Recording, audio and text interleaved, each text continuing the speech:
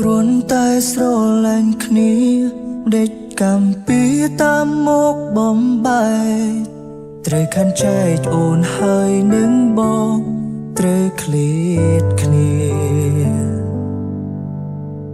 ទូងប្រឹងប្រែងយ៉ាងណាក៏គង់ដល់ពេលវេលាត្រូវឆ្ងាយគ្នាអូនហើយនឹងបងមិនអាចជួប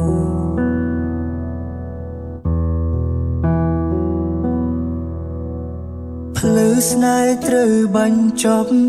ទោះត្រឡប់ក៏មិនបានការ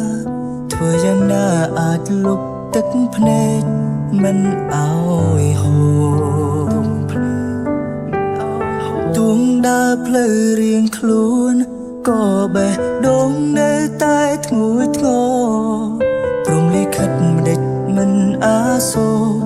យើងទាំងពីរ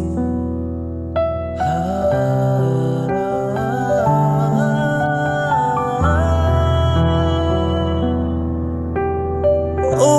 នត្រូវតែសន្យាថានឹងមើលថែខ្លួនឯងណា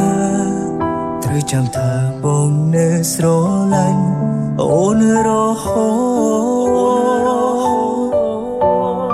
ទោះជាវេលានេះបងឈឺចាំស្ទើរខ្លាចជាឈួត